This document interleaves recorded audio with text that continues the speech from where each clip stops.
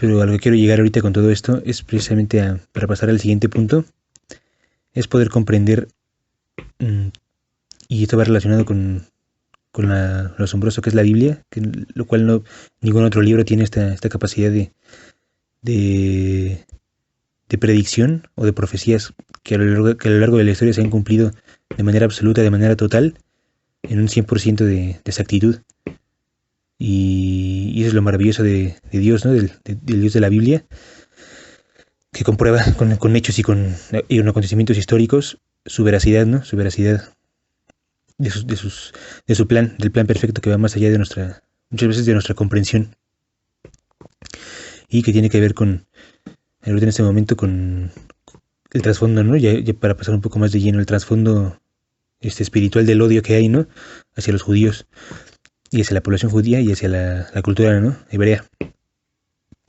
¿Por qué? Porque llega un momento de la historia en la que, ya después de que Israel era un reino próspero, bendecido por Dios porque guardaban la ley, guardaban los mandamientos, llega el momento en el que muchos profetas, y estoy hablando casi de 3000 años antes de Cristo, desde el año 700 en adelante, profetas como Daniel, primero Isaías, Jeremías, Ezequiel, que son los principales profetas. Posteriormente Daniel, empiezan a alertar al pueblo, ¿no? de que si se empezaban a corromper, de que si desobedecían los mandamientos de Dios, y de que si empezaban a quebrantar todas las leyes, por ejemplo, a adorar a dioses falsos, a hacer estatuas, imágenes, a corromperse en todos los ámbitos, a robar, a no tener amor por el prójimo, la consecuencia de todo este quebrantamiento de la ley iba a ser un juicio, no un castigo, porque estamos hablando bajo la justicia de Dios y bajo esta condición de obediencia, bendición, ¿no? O desobediencia, castigo. Claramente se alertó, ¿no? Claramente se estableció desde antes de que ocurriera que una de las principales consecuencias de esta desobediencia del pueblo judío iba a ser, primero que nada, que los judíos iban a empezar a perder su libertad, ¿no? Y su soberanía sobre su tierra.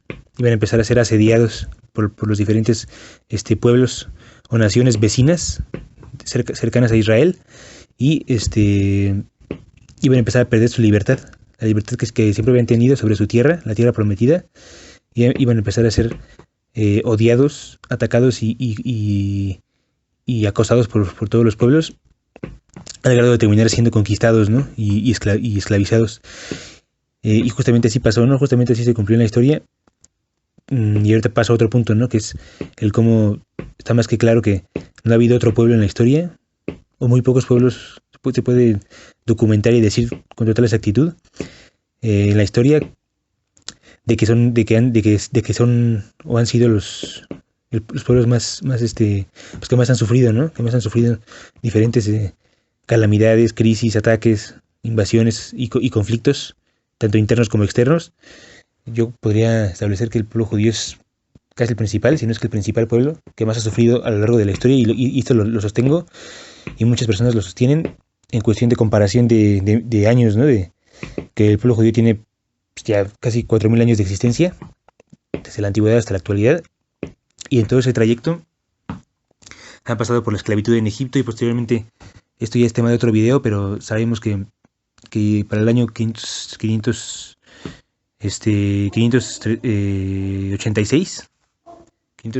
antes de Cristo, en la época del Imperio Babilónico, bajo el reinado de Nabucodonosor, comienza el declive del pueblo judío, ¿no? Porque comienzan los ataques más importantes y las conquistas. En ese momento los reyes estaban completamente corrompidos, los reyes de Israel, los que gobernaban Israel, y de hecho Israel ya estaba dividido, el reino judío ya eran dos reinos. Todo esto está documentado, ¿no? en el Antiguo Testamento y en la historia, ¿no? Inclusive documentos, obviamente los documentos no judíos de los imperios y de los reinos de la época, los documentos babilónicos, los documentos asirios, los documentos persas, los documentos romanos, narran perfectamente bien, ¿no? la condición del pueblo judío, cómo empezó su declive, ¿no? Fueron conquistados primero por los babilónicos y fueron esclavizados, fueron llevados cautivos a Babilonia. Todo esto fue en la época del profeta Daniel y del profeta Jeremías y Ezequiel. Y pues obviamente perdieron su propiedad, perdieron su tierra, perdieron su patria y su libertad, y fueron obligados a someterse a las costumbres paganas, ¿no? Y así posteriormente vienen los persas, luego los griegos y lo más increíble, ¿no? Los romanos que en época de Cristo, cuando el mismo Cristo estaba aquí predicando su evangelio, se encontraba bajo la administración romana, ¿no? Ya sabemos, ¿no? De los procuradores romanos. Primero Herodes, ¿no? Herodes el Grande y entre otros, y ya posteriormente Poncio Pilatos, pero ya estaba bajo el gobierno romano, entonces también ya no tenían total libertad del pueblo judío. ¿Y en qué acabó? Para el año 70 después de Cristo, ¿no? Tenemos que ahí es cuando ya se puede decir que llega a un punto culminante, ¿no? El castigo de Dios contra la desobediencia del pueblo judío, y esto los lleva a de plano ser literalmente borrados del mapa de su tierra. ¿Por qué? Porque bajo la administración de Tito y Vespasiano, emperadores romanos, se lleva a cabo la conquista de Israel y de Jerusalén, el saqueo, la expulsión de los judíos y la destrucción del templo, ¿no? de Israel.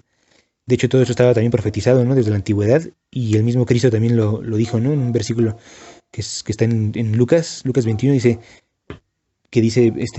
ustedes ven este templo que está aquí, que es el templo hebreo, que de hecho ya era el segundo templo, porque primero fue destruido, ¿no? por los babilónicos, y entonces dice Cristo, ¿no? Quedará piedra sobre piedra que no sea destruida, ¿no? Que no sea removida.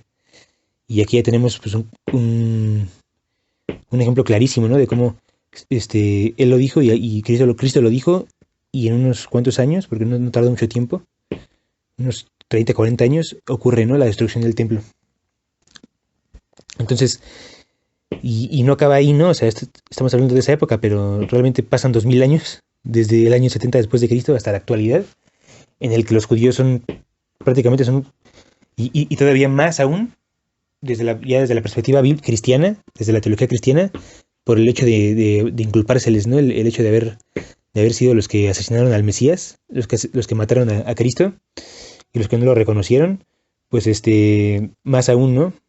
Por haber hecho eso, se generó un estigma alrededor de los judíos, ¿no? Como que fueron los asesinos de Cristo, entonces también son infrahumanos y no merecen el respeto de ningún pueblo, ¿no? Y todo eso fue en la Edad Media. De hecho, la Iglesia Católica, a través de los papas y de la doctrina católica, por siglos promovió todo esto, ¿no? Por siglos promovió el antijudaísmo, el odio extremo hacia el pueblo judío, la exclusión, el maltrato, ¿no? Y inclusive hasta la matanza de judíos, ¿no? A través en la época de la Inquisición y de las cruzadas, no solo eran cristianos contra musulmanes, sino también eran cristianos contra judíos, curiosamente, ¿no? Y realmente, pues es un tema muy complicado, muy complejo, porque se necesita mucho entendimiento espiritual para poder comprender, ¿no? Porque inclusive la misma Biblia y los apóstoles jamás mandaron ni dijeron ni ordenaron que por el hecho de que los judíos crucificaron a Cristo, ya Dios ya había terminado con ellos su plan, o ya se les tenía que odiar, ¿no? O que al contrario, ¿no? El apóstol Pablo fue muy claro, ¿no? Fue muy claro en que Dios no había terminado con Israel, y que Dios seguía teniendo un plan muy importante para el pueblo judío, y que nuestro deber como cristianos era amar a Israel, porque de Israel proviene la salvación, y del pueblo judío provienen los mandamientos, y proviene el cristianismo. Todos los apóstoles, y el mismo Cristo lo dijo, ¿no? Dijo en Juan capítulo 4, y es un versículo muy, muy famoso que muchos ignoran, ¿no? Dice, yo soy judío, yo soy el rey de los judíos, y la salvación viene del pueblo de Israel, ¿no? La salvación viene de los judíos. Entonces, así de grande, ¿no? Es la importancia que tiene el pueblo judío, y el cómo la Biblia dice y los mismos apóstoles, y dentro del cristianismo bíblico, se dice que no debemos de estar en contra del pueblo de Israel, ¿no? ni en contra de los judíos. Entonces,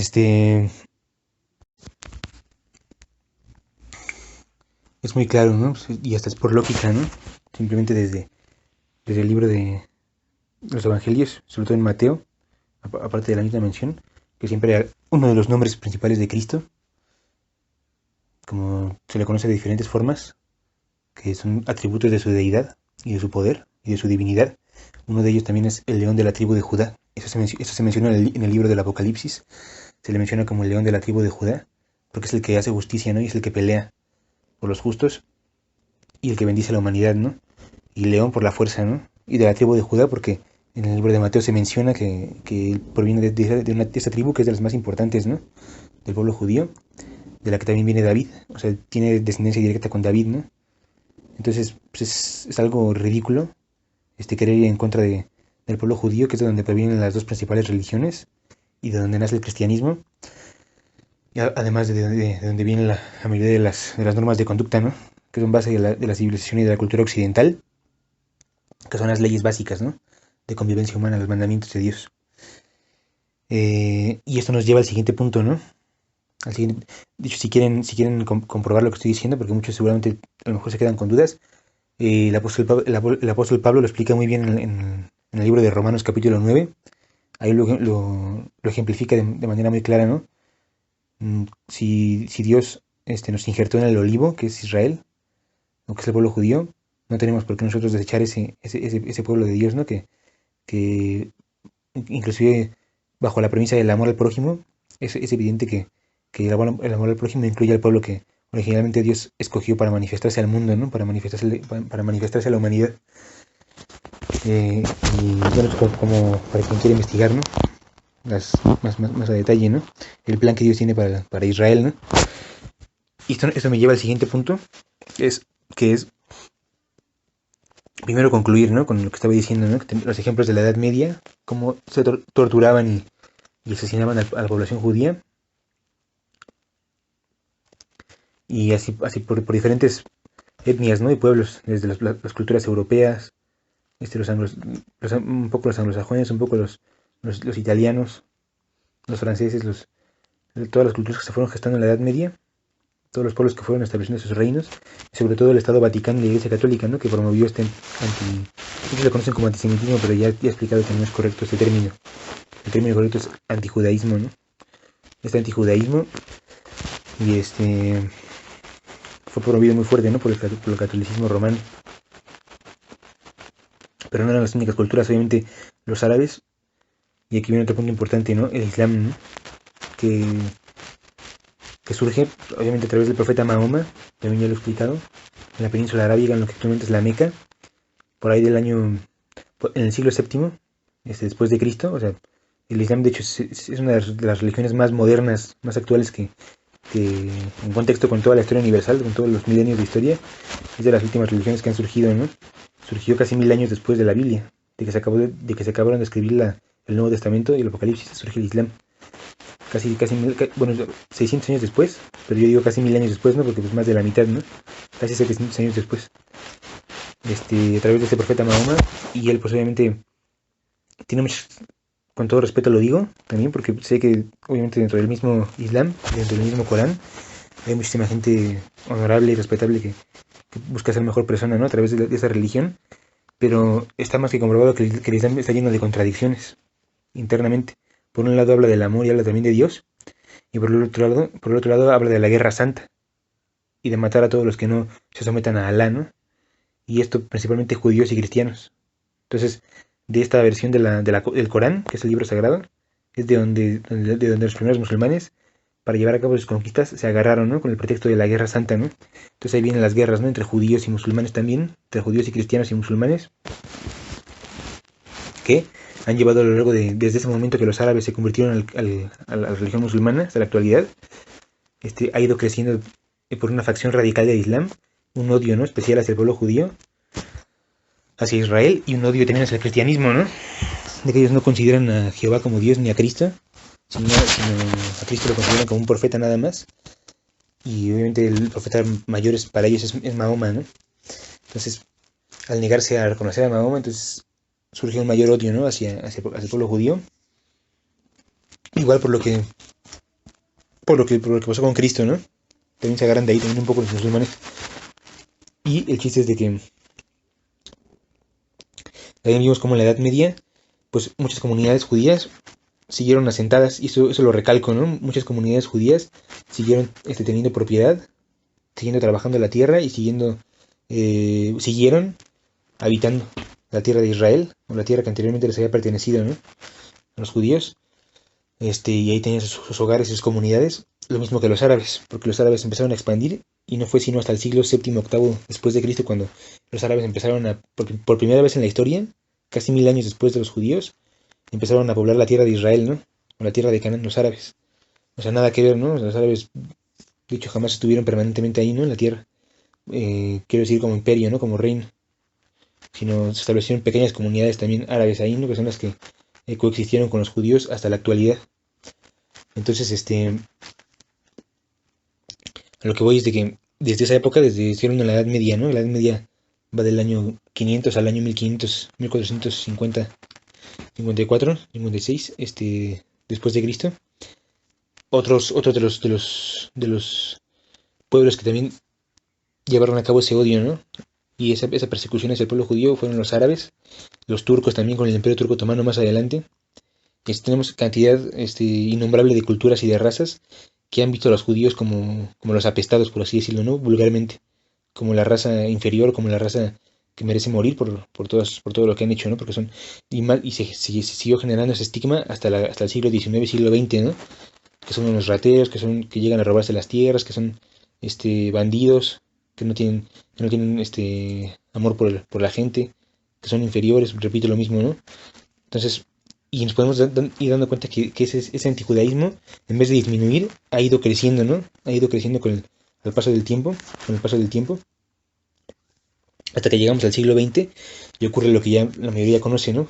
Que es la Alemania nazi, ¿no? Y el Holocausto, que nunca puede hacerse menos, y los que quieren hacerlo menos, o hacer como que no ocurrió, porque son los clásicos antijudíos que hasta se burlan de los judíos, simplemente demuestran su grado de inmadurez y de cinismo, ¿no? Y de ridiculez, e inclusive hasta de algo reprobable, ¿no? Porque es una conducta xenófoba y hasta peligrosa, ¿no? De odio, ¿no? De odio hacia una cultura, ¿no? Y hacia un pueblo, de odio radical. Entonces, eh, por eso digo, es muy importante mencionar esta cuestión del holocausto, porque se puede decir que fue como el punto culminante, ¿no? O sea, ya como el colmo, ¿no? El colmo de la masacre hacia los judíos. Igual por la ideología de cuando sube al poder, ¿no? Hitler, Adolf Hitler.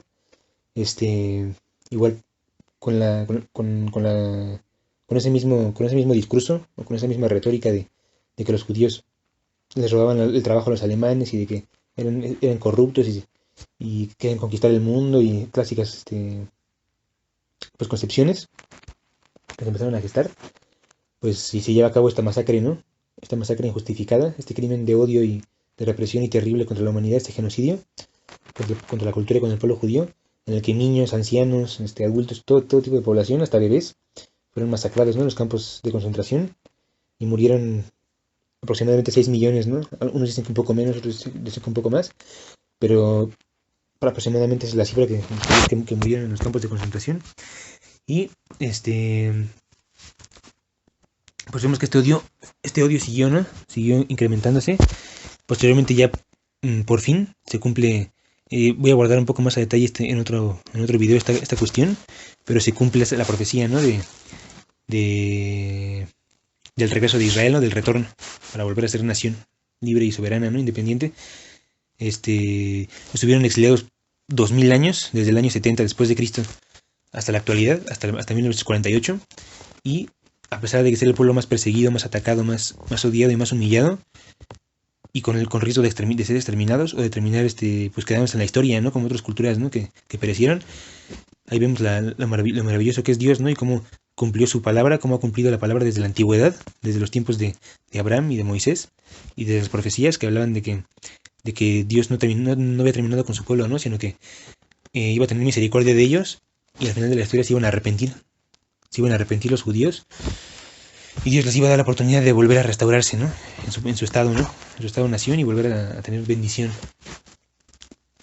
Entonces, vemos que pues el proyecto de nación se lleva a cabo, ¿no? En el 48, ya después de la Segunda Guerra Mundial, y aquí es cuando pues ahora sí que tenemos este conflicto actual, ¿no? De que, repito, ¿no? Debido al odio radical de algunas facciones extremistas del Islam, pues se negó por completo, ¿no?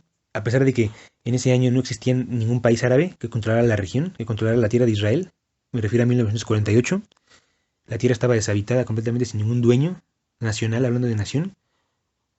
Y a pesar de que siempre habían existido comunidades tanto judías como árabes viviendo en la zona, los árabes rechazaron el proyecto de partición, ¿no? Se querían crear dos estados, uno árabe y uno judío, de acuerdo a la resolución 181 de la ONU, recién creada la Asamblea General también de la ONU. Los judíos estuvieron de acuerdo a respetar también la extensión, la partición de la tierra, ¿no? Para dos estados, pero sin embargo los árabes no.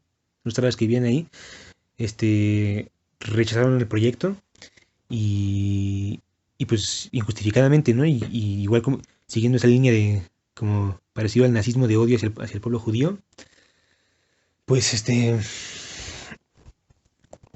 les negaron el derecho, ¿no? El derecho legítimo desde, como ya lo acabo de demostrar, históricamente, a la tierra que les pertenece, ¿no? Los judíos de donde proviene su cultura y su origen, desde la antigüedad, desde los tiempos bíblicos, negaron el derecho, ¿no? A ser Estado-nación, a Israel, y sin embargo, pues el proyecto judío continuó con o sin el consentimiento de los árabes, porque si no hubieran aceptado esto, si no hubieran continuado, pues jamás se hubiera creado el Estado judío, ¿no? Simplemente nada más por el capricho, ¿no? Árabe. Pero al crearse el Estado judío, pues al día siguiente, eso sí, ¿no? Para querer exterminarlos, se alían las poblaciones árabes que vivían ahí en la zona, junto con 5 países vecinos, quieren atacar a Israel, ¿no? Y ese ha sido y lo atacan al día siguiente de que se independice el Estado de Israel, el 14 de mayo del 48. Egipto, Jordania, Líbano, Siria e Irak, junto con los árabes de la zona, atacan a Israel, ¿no? Para quererlo, pues, borrar del mapa, ¿no? Prácticamente.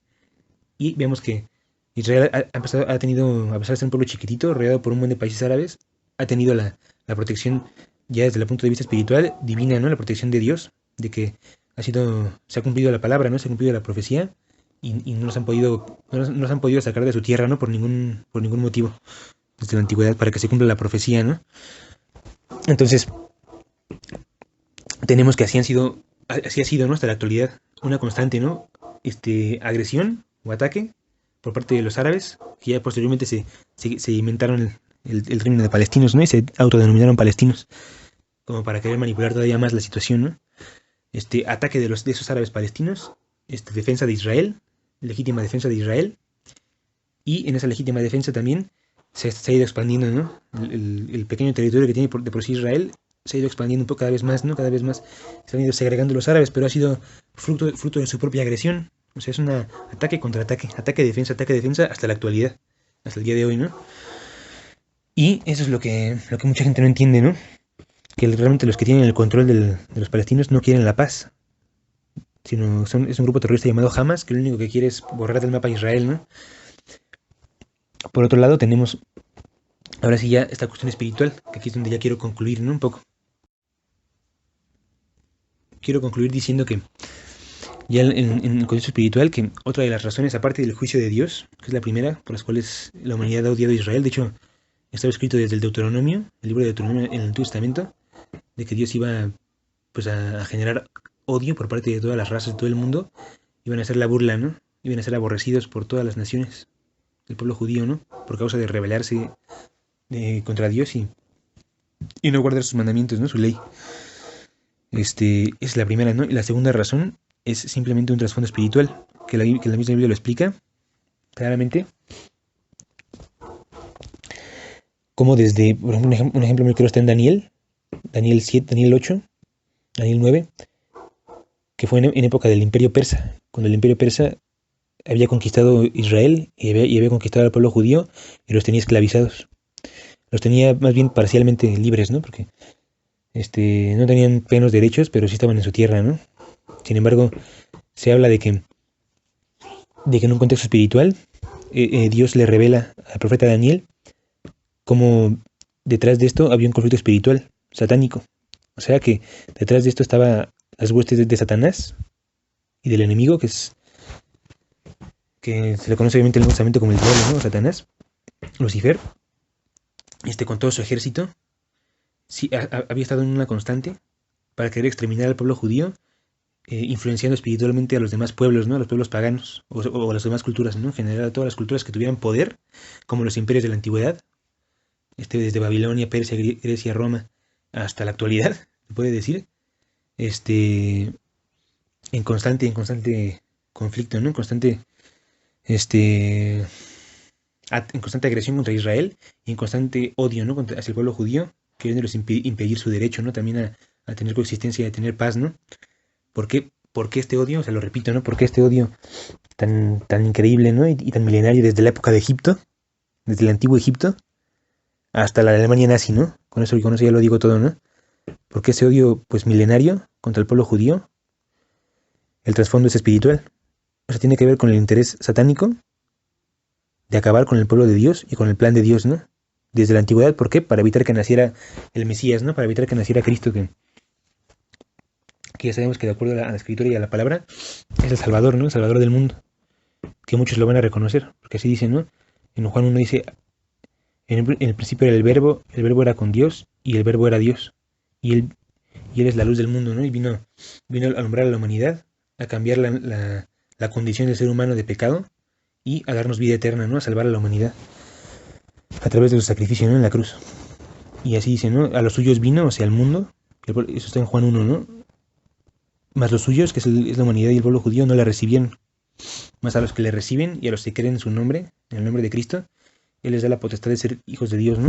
Entonces, precisamente para evitar que se predicara ese mensaje de salvación y porque el pueblo judío es de donde Dios lo utilizó como su pueblo para revelarse a la humanidad a través de la ley y de la Biblia, por esa razón, Satanás ha estado constantemente queriendo acabar con ese plan de Dios, con ese pueblo de Dios y con ese plan, ¿no? Que viene por medio de los judíos, ¿no? Entonces o sea, para quien conoce estos temas y cree y respeta la cuestión espiritual y está de acuerdo con la cuestión teológica, no es nada del otro mundo, no es descabellado, o sea, tiene mucha lógica, ¿no? Tiene mucha razón. El cómo precisamente, pues obviamente es la estrategia de Satanás para corromper a la humanidad, ¿no? Para que la humanidad se quede sin la dirección de Dios a través del pueblo judío, ¿no? Y esto se comprueba también en Apocalipsis. Bueno, lo de Daniel, para terminar un poco lo de Daniel, simplemente Dios le dice, ¿no? Que le revela, ¿no? Al profeta Daniel que había un principado satánico que estaba detrás del imperio persa en esa época, y estoy hablando del año 500 aproximadamente antes de Cristo, 539, 510, 500 antes de Cristo, que estaba pues luchando contra Miguel, y se revela que Miguel, el arcángel Miguel, que es dentro del Antiguo Testamento y de la teología, es el arcángel más importante de Dios, ¿no? Miguel es el arcángel que está encargado de defender a Israel en las guerras, en el contexto espiritual. Es el que está encargado de defender al pueblo judío de los ataques satánicos y de las influencias de las huestes satánicas sobre otros imperios, ¿no? Para atacar a Israel. O sea, si físicamente nosotros vemos que hay guerra en contra de Israel, y que Israel pelea contra sus vecinos, actualmente son principalmente los árabes y los persas, entre otros, y así a lo largo de la historia. Espiritualmente lo que se está viendo es una lucha entre los ángeles de Dios y las huestes de Dios contra las huestes de Satanás, ¿no? Que se conoce como principados satánicos. Y en Apocalipsis 12 también se menciona a través de una profecía que en otro video también, porque está muy larga, abordaré, pero habla de cómo el dragón, es Apocalipsis 12 representa a Satanás, y hay otra figura que es una mujer, que está más que claro que representa a Israel, al pueblo judío, y cómo ese dragón a lo largo de toda la historia ha querido destruir a esa mujer que es Israel. Entonces, pues aquí pues con mayor razón se explica, ¿no? ¿Cuál es el trasfondo de este odio, no? Es el pueblo judío. Finalmente, pues tenemos que una visión un poco a futuro. Tenemos que este odio no va a acabar. O sea, no va a acabar, y este conflicto no va a acabar hasta que no aparezca el anticristo. Y hasta que no regrese Cristo por segunda vez, ¿no? A la tierra. Es por eso que este conflicto no tiene solución, y es imposible que ningún diplomático, ningún embajador, enviado o comisionado de la ONU, o cualquier mediador, cualquier país, pueda llevar a cabo una paz, ¿no? En la que tanto judíos como árabes, palestinos, estén conformes, ¿no? Porque los palestinos reclaman Jerusalén como su capital, sin ningún derecho. Tienen derecho a habitarla, sí, porque sí también se reconoce que también hay población árabe viviendo ahí, ¿no? Ya de muchos siglos. Sin embargo, no tienen derecho a la capital, porque la capital desde la antigüedad está más que comprobado históricamente que le pertenece a Israel. Entonces, por estas razones, Israel tampoco va a ceder jamás eso. Jamás va a ceder dejarle la capital a los palestinos.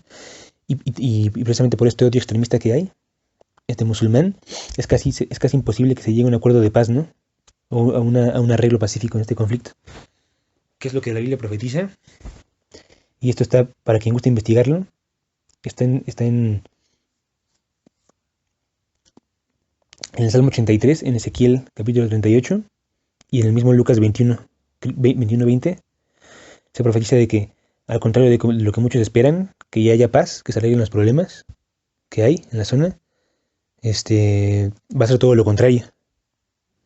Todo lo contrario, o sea, va a incrementar el odio hacia los judíos, hacia el pueblo judío, y van a incrementar los deseos de guerra y de exterminio del Estado de Israel por parte de los rivales árabes y persas, ¿no? Principalmente.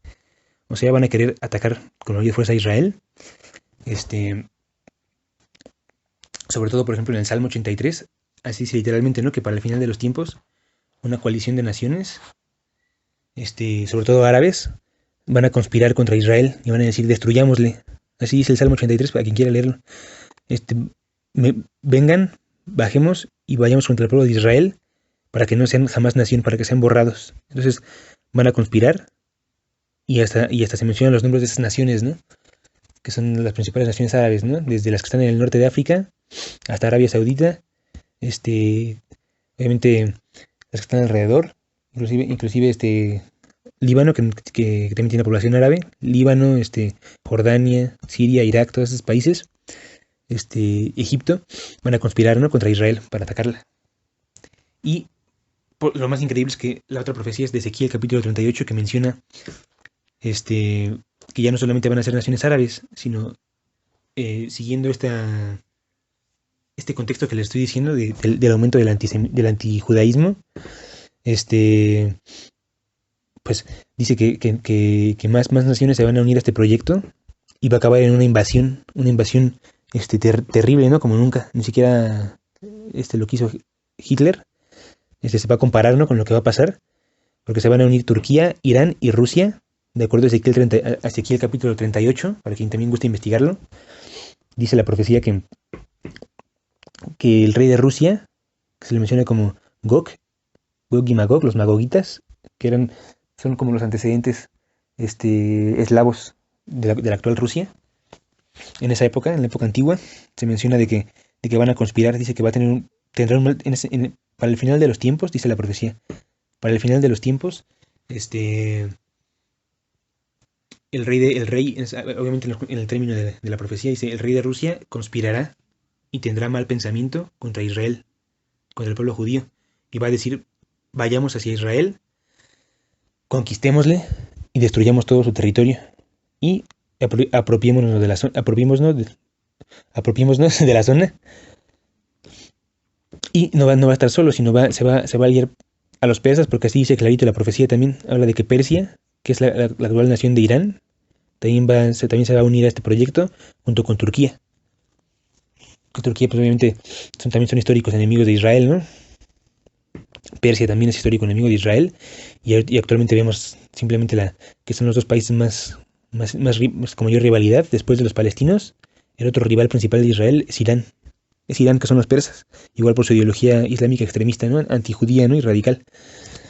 Entonces, es increíble cómo justamente todo lo que hace más de 2000, porque aquí estamos hablando de 2500 años que se escribió esta profecía en Ezequiel.